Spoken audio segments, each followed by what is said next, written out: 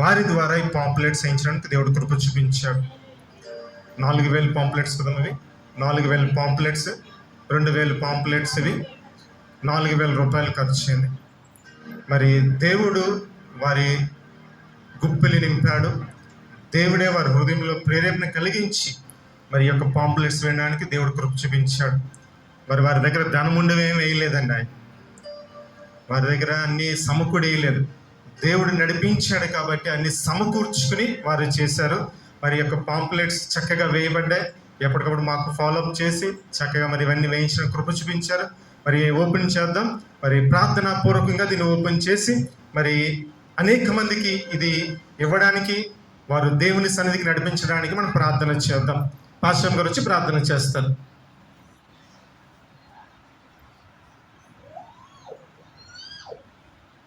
అందరూ కన్నులు మూసుకొని ప్రార్థన చేద్దాం.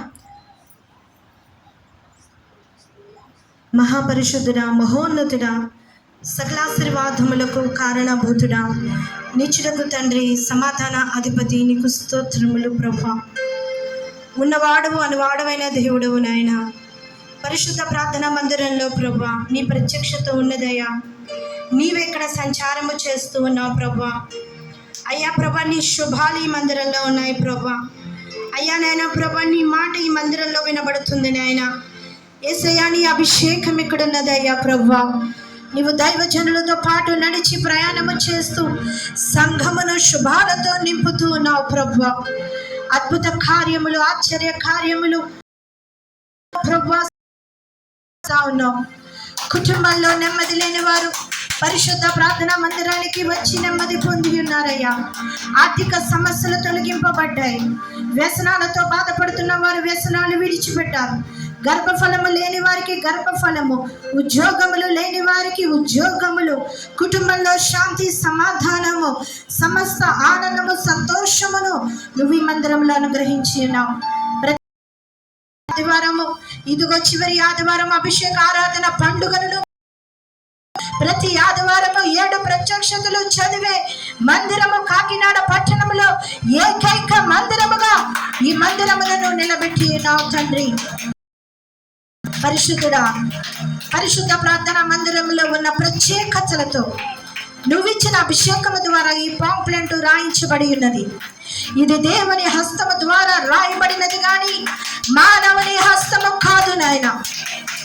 ఎంతమంది బిడ్డలైతే ఈ పాంప్లెంట్లు తీసుకొని వారి బంధువులకు, వారి స్నేహితులకు, చుట్టుపక్కల వారికి,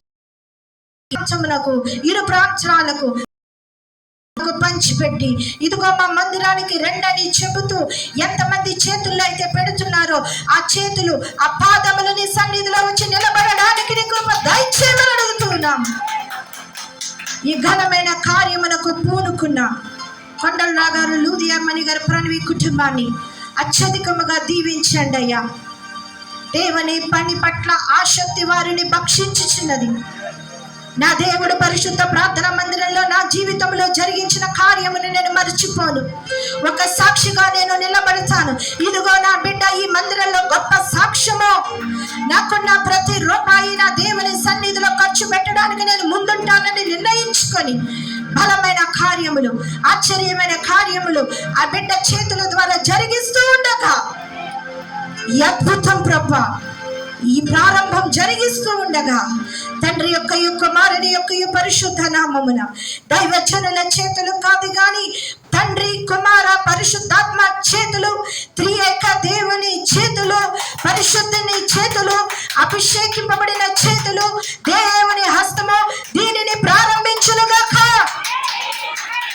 మా సంఘము బలము పొందుదురుగాక.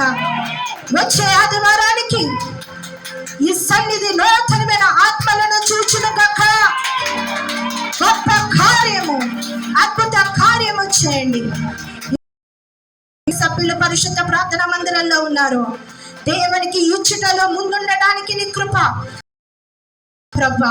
ఇదిగో దైవజనుడా, ఈ ధనముని దగ్గరించు, దేవుని కార్యము జరిగించని అనేక మంది ముందుకు రావాలి. ఎక్కడున్న కుర్చీలో అక్కడే కూర్చోబడకూడదు. నిలబడి దేవునికి సాక్షిగా ఉంటూ బలమైన కార్యం చేయగల ఆత్మ వారికినూ దయచేయమని నీ కృపలో భద్రపరచమని యేసు పరిశుద్ధ నామమున నీ చేతులే దీనిని ప్రారంభించును గాక. ఆమేన్. మరి దీన్ని మన దైవ